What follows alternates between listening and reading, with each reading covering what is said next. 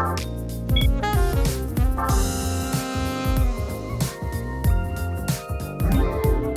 there, it's Derek here from Pacific Coast Auto in Japan, and we're looking at a BMW 1 Series. This one a 130i, which comes with the inline 6-cylinder 3-liter engine. This one has a 6-speed manual transmission.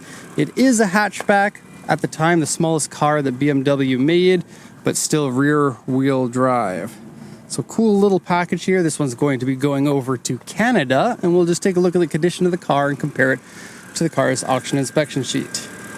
So mechanically, the car looks to be pretty sound. It does have a dead battery, but the engine runs nice and well.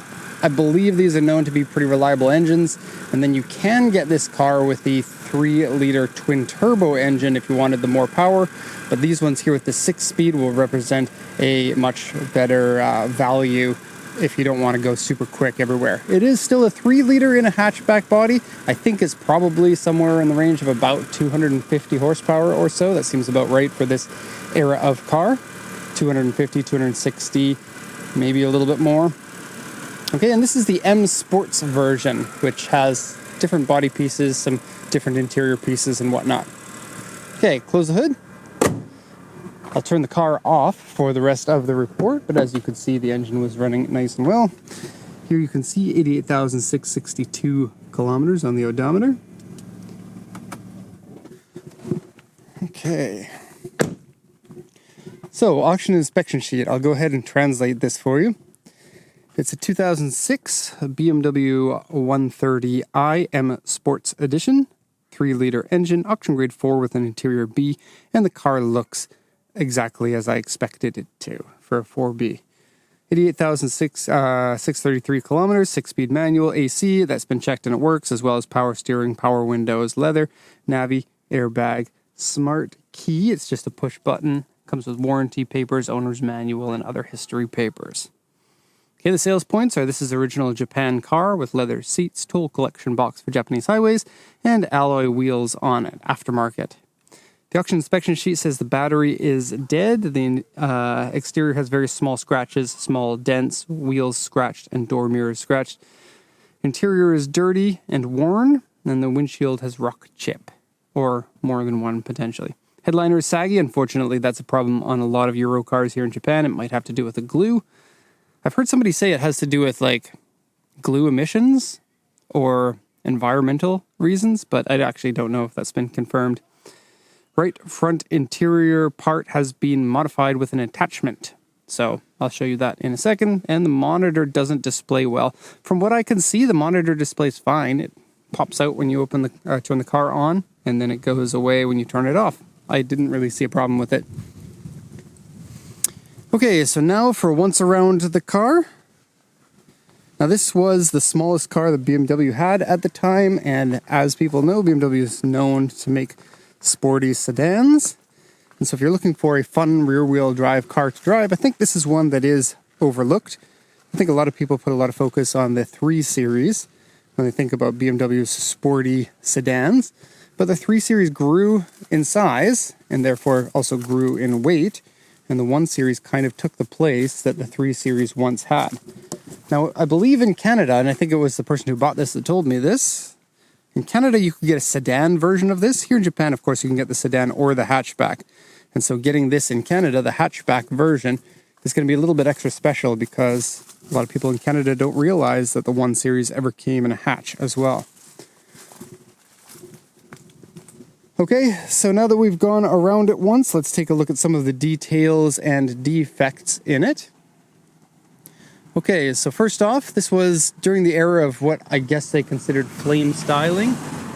So you get these round sections, but also creased sections. And then if you look down the side here, it's kind of an interesting shape of metal, I guess. Not so interesting nowadays, but I remember when this came out, a lot of people talking about it. Headlight, we have a little bit of cloudiness on this one here.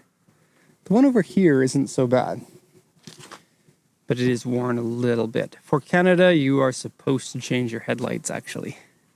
There are intakes here that go directly to your brakes.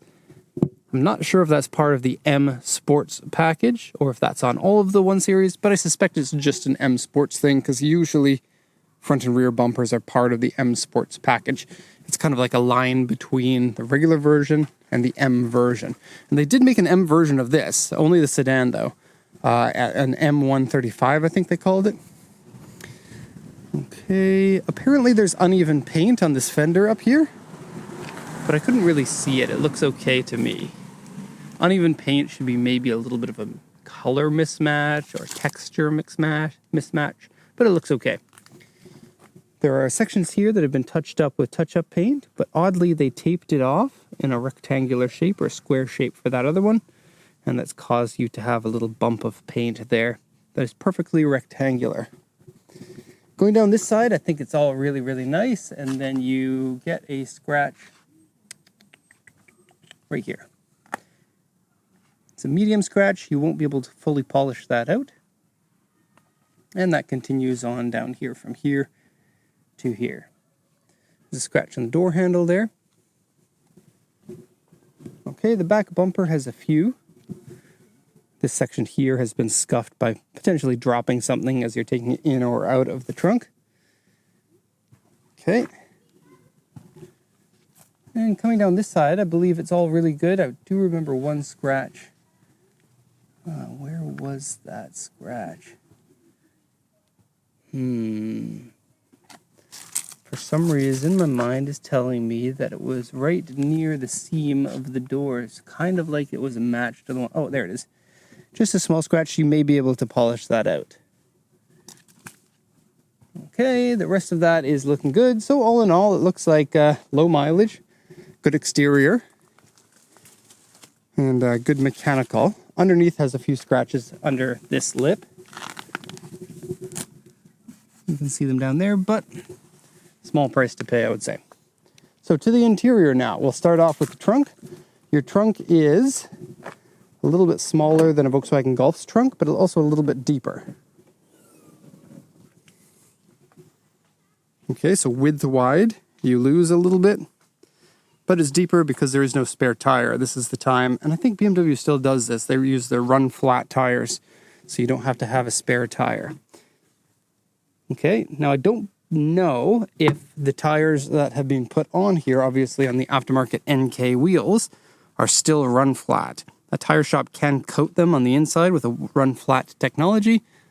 These are Proxy's C1S, which doesn't sound like the type of tire BMW would have originally had. Okay, you get a little net in here. You get tie downs here, here, there, and there.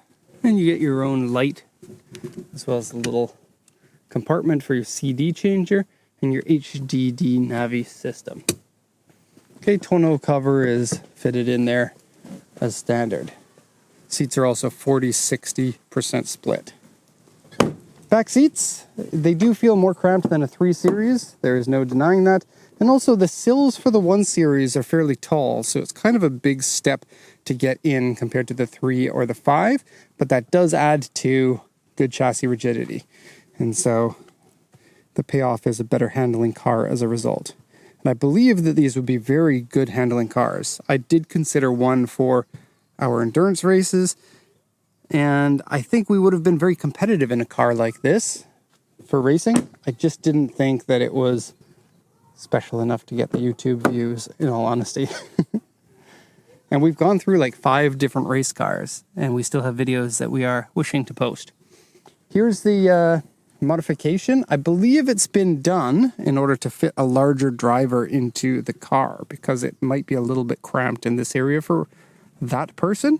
I don't know. I've been in these before. They never felt too cramped for me, but it is like a custom-made piece, which has moved it maybe about 2 centimeters or 3 centimeters closer to the wall. Okay, you can see some of what you shouldn't be able to see. Okay, get these M scuff plates, which is nice. An M steering wheel, which supposedly is a little bit more sporty, but it just looks like a steering wheel. And I'm not 100% sure, but I believe you would get a sportier seat.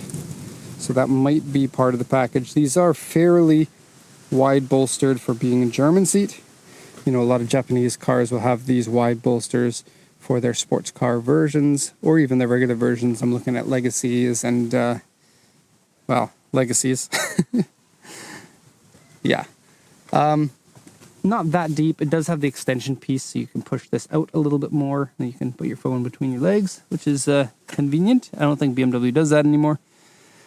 Okay, now getting in here, as you can see, it's a little bit dirty, but it's not terrible. There isn't a bad smell in here. It does have a neutral safety switch, so you have to depress the clutch in order to start the car, which is something you don't require in Japan, and it's not usually on Japanese cars. It is on some of them. It got more popular around this time.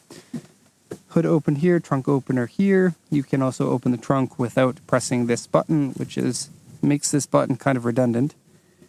You have the lock nut there. So the interior, and this is something that you'll see on a lot of German cars, actually Japanese cars too. The materials are very easy to scratch, and so that is all scratched. You can just wipe it all off or sand it all off or whatever, and it makes it a lot nicer. Unfortunately, that's going to be on many of the cars. There's also a little bit of it at the bottoms of the steering wheel here and here, as well as on this section here of all places. Don't know why someone's scratching there. And some on the gauge hood. Okay. I love the way this engine revs. For being an inline six, it's pretty quick to rev. Usually inline sixes have a lot of rotating mass, so they tend to rev a little bit slower. But this one's really nice and, of course, smooth, because an inline six-cylinder is very nicely balanced. You don't need any sort of harmonic balancer on it. It is just smooth and nice because of the firing order. When you turn on the car, that pops up. Right now the battery is dead. It's like, oh, I can see. I couldn't see it because the screen was black previously. There's the broken part of the screen. Yeah. Something added on here, and yeah, this piece of trim missing.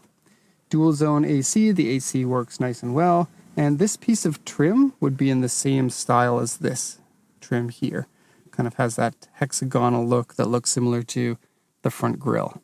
You also have a radar detector here, not sure if that'll work outside of Japan, don't know if the radio frequencies are different. And then the headliner, let me show you. So you can see there, it's sagging down. If you look in the back, it's actually sagging down a lot, but it might be hard to really see how much without sticking a finger here. Yeah. So needs to be re-glued. Okay.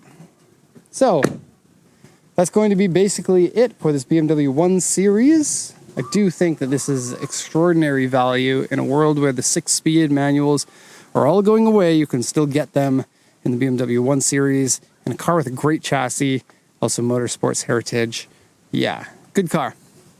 That's all for this one. If you have any questions, please feel free to ask. Thank you so much for watching, and have a nice day.